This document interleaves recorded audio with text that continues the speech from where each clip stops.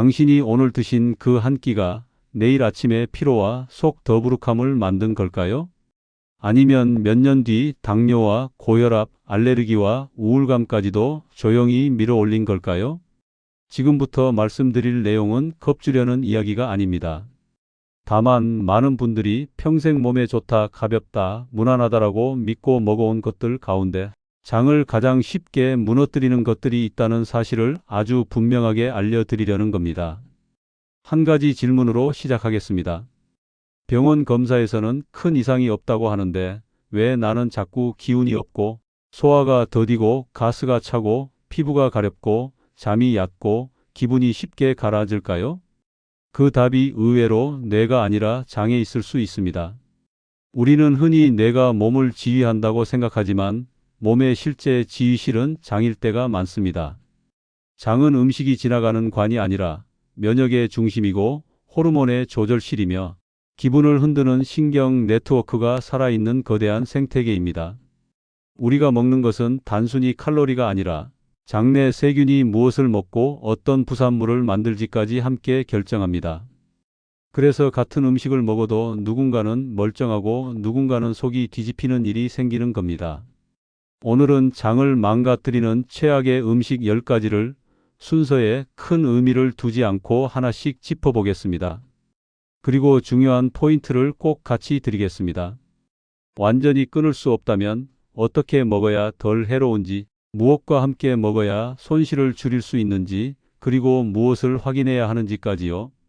끝까지 들으시면 아마 장을 대하는 태도가 확 달라지실 겁니다. 먼저 장이 왜 그렇게 중요한가를 아주 짧게 정리해 보겠습니다. 장에는 면역 세포의 대부분이 모여 있습니다. 입으로 들어온 것은 아직 몸 안이 아닙니다. 장벽을 통과해 혈관으로 들어가야 비로소 몸 안입니다. 그래서 장은 출입국 심사대 같은 역할을 합니다. 통과해도 되는 건 통과시키고 막아야 할 건 막아야 합니다. 그런데 이 심사대가 헐거워지면 어떤 일이 생기느냐? 원래는 장 안에만 있어야 할 물질, 세균, 조각, 염증을 부르는 성분들이 혈류로 새어 들어가면서 몸이 이유 없이 예민해지고 만성 염증이 생기고 관절이 쑤시고 피부가 뒤집히고 기분이 떨어지고 피로가 쌓이는 흐름이 만들어집니다. 또 하나 많은 분들이 놀라는 사실이 있습니다. 기분을 안정시키는 신경 전달 물질로 알려진 세로토닌의 대부분이 장에서 만들어진다는 점입니다. 그러니 장이 무너졌을 때 불안, 우울, 초조, 수면 문제까지 같이 오기 쉬운 겁니다.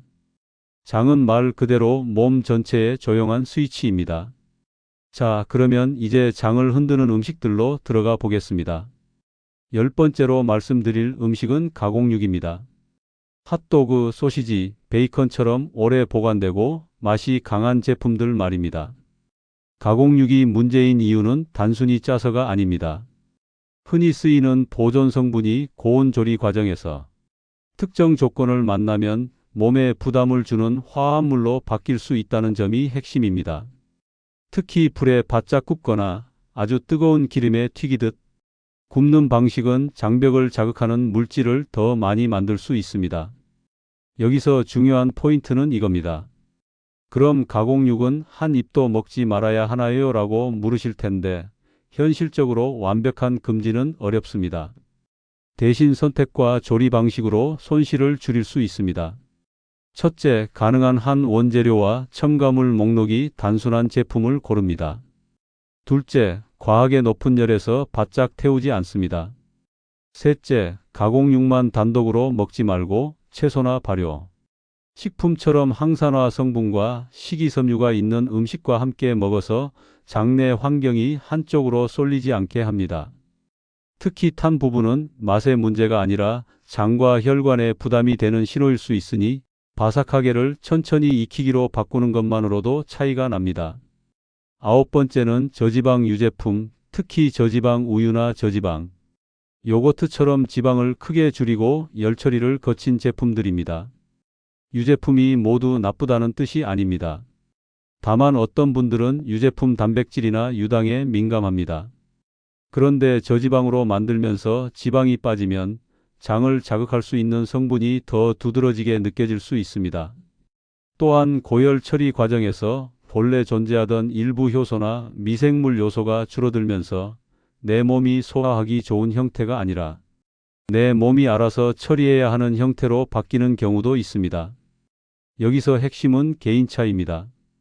유제품을 드시고 속이 더부룩하거나 가스가 차거나 피부 트러블이 올라오거나 코가 막히는 느낌이 반복된다면 나는 유제품이 체질적으로 맞나를 점검해 볼 필요가 있습니다.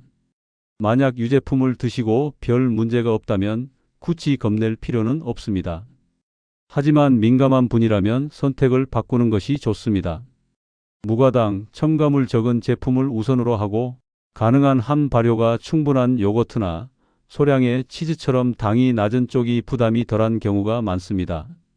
무엇보다 저지방이니까 더 건강하다는 믿음은 한번 내려놓으셔도 됩니다. 장에서는 무조건 가볍게가 항상 정답이 아닙니다. 8번째는 건강해 보이는 가공식품입니다.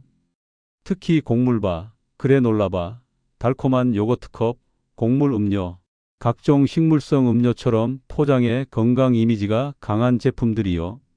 이런 제품들은 종종 설탕이 상당히 들어가고 식감을 맞추기 위해 유화제, 안정제, 향료가 더해지는 경우가 많습니다. 문제는 사람들이 이런 제품을 먹을 때 죄책감이 없다는 겁니다. 죄책감이 없으면 섭취량이 늘어나기 쉽고 장내 세균은 이 환경이구나 하고 빠르게 적응합니다.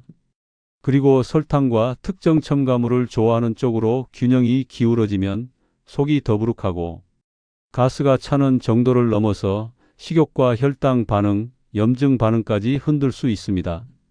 여기서 실천 팁은 간단합니다. 건강식이라 적혀 있어도 성분표를 봐야 합니다. 당류가 앞쪽에 나오거나 원재료 목록이 길고 낯선 성분이 많으면 건강식이 아니라 건강 콘셉트의 과자일 가능성이 큽니다. 간식이 필요하다면 포장된 바 하나보다 견과류 한 줌, 삶은 달걀, 과일 한 조각처럼 원형에 가까운 것이 장에는 훨씬 덜 공격적입니다. 7번째는 유화제와 점도를 만드는 첨가물들입니다. 예를 들어 폴리소르베이트 계열, 카라기난, 잔탄검 같은 것들이 대표적으로 거론됩니다. 여기서 제가 조심스럽게 말씀드릴 부분이 있습니다.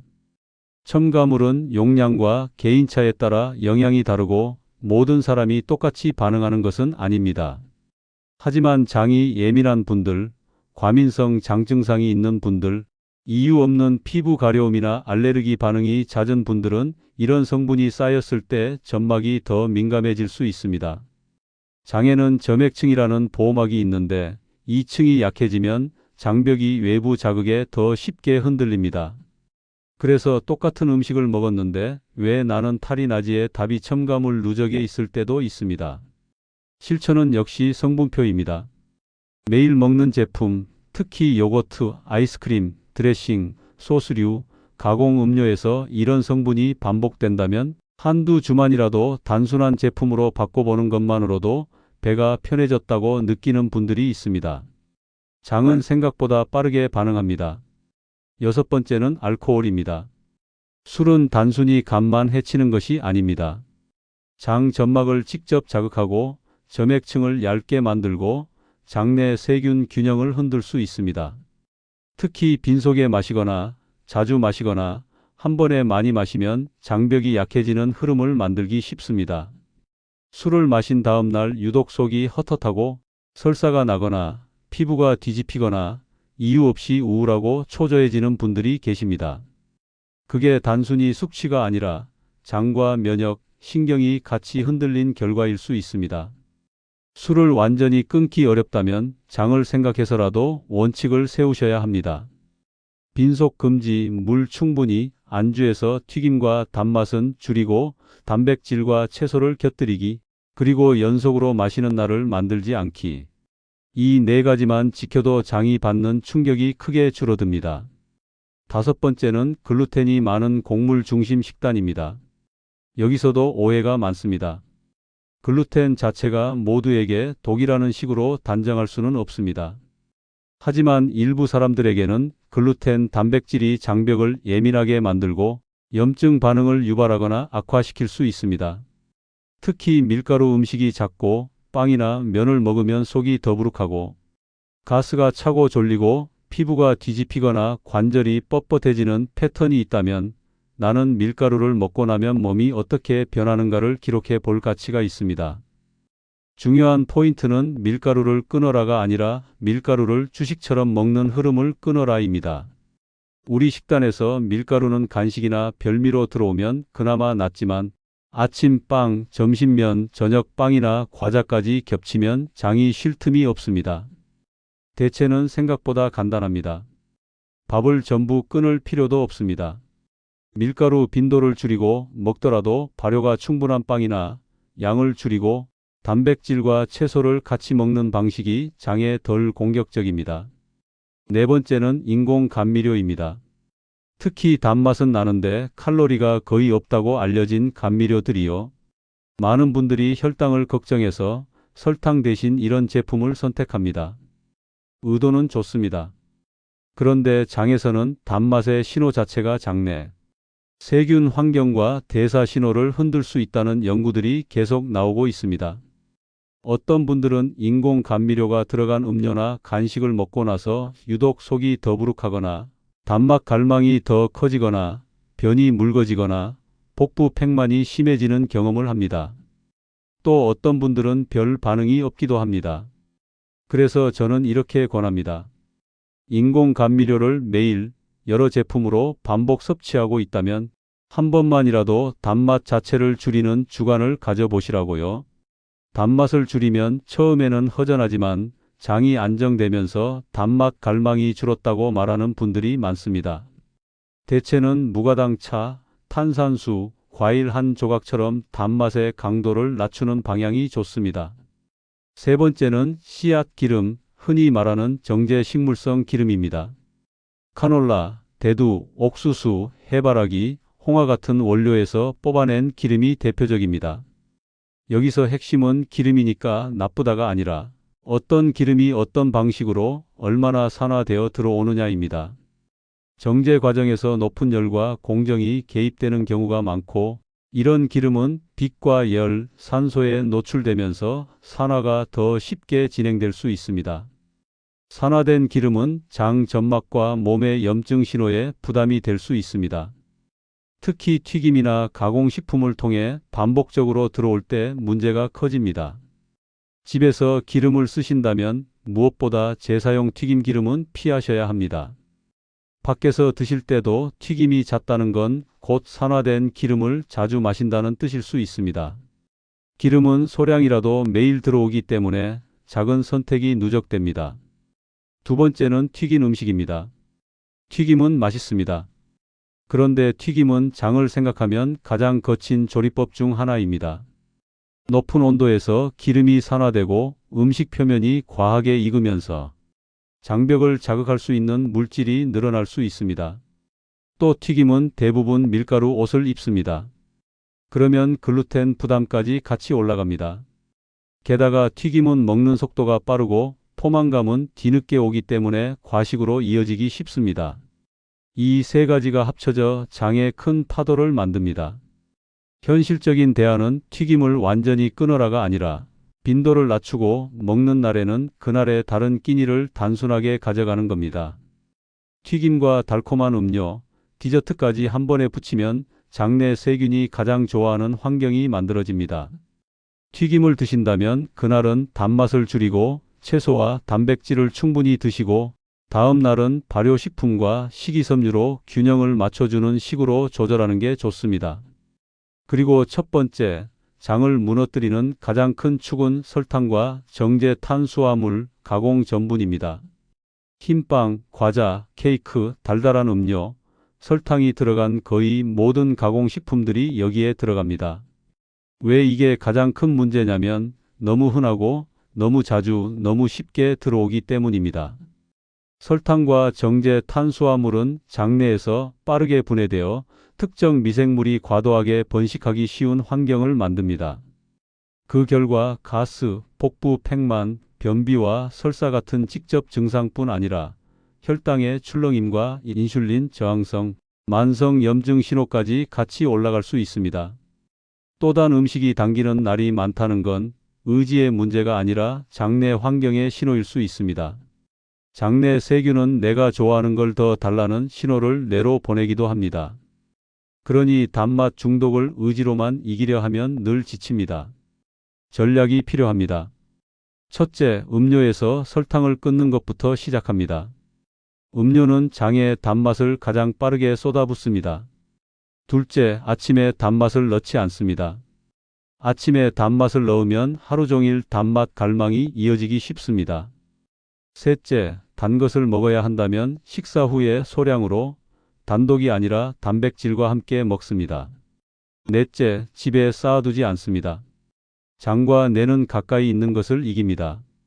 다섯째, 일주일만이라도 가공식품 빈도를 줄여보면 배가 편해지는 속도가 생각보다 빠르다는 걸 체감하실 수 있습니다.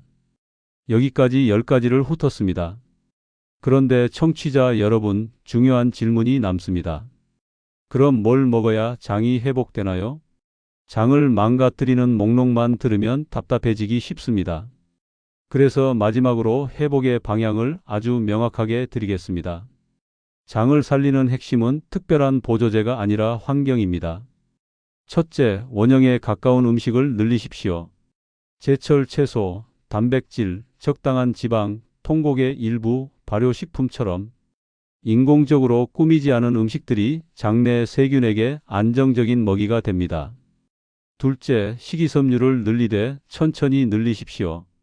갑자기 늘리면 가스가 찰 수 있으니 채소 한 접시를 조금씩 늘리는 방식이 좋습니다. 셋째, 매일 먹는 가공식품 한 가지를 줄이십시오. 하루에 하나만 줄여도 장은 반응합니다. 넷째, 수면을 잡으십시오. 장과 뇌는 서로 연결되어 있어 잠이 무너지면 장도 무너집니다. 다섯째, 가장 중요한 것, 나에게 문제를 만드는 음식이 무엇인지를 관찰하십시오. 모두에게 같은 적은 없습니다. 어떤 분에게는 유제품이, 어떤 분에게는 밀가루가, 어떤 분에게는 술이, 어떤 분에게는 달달한 요거트가 핵심 트리거입니다. 그것을 찾는 순간 치료는 훨씬 쉬워집니다. 마지막으로 한마디만 덧붙이겠습니다. 오늘 들으신 내용이 평생 못 먹게 하는 목록으로 들리셨다면 오해입니다. 이건 금지 목록이 아니라 장이라는 생태계를 지키기 위한 안내서입니다. 장이 무너지면 면역이 흔들리고 기분이 흔들리고 혈당이 흔들리고 잠이 흔들립니다. 반대로 장이 안정되면 같은 나이에도 몸이 훨씬 가볍고 마음이 덜 흔들리고 하루의 에너지가 달라집니다. 오늘부터 딱 한 가지라도 바꿔보십시오. 가공육을 바짝 굽는 대신 천천히 익히기 저지방. 달달한 유제품 대신 무가당 발효식품으로 바꾸기. 건강해 보이는 바 대신 원형 간식으로 바꾸기. 인공 단맛을 줄이고 단맛 자체를 낮추기. 튀김 빈도를 낮추기. 설탕 음료를 끊기. 이 중 하나만 해도 장은 당신 편이 됩니다.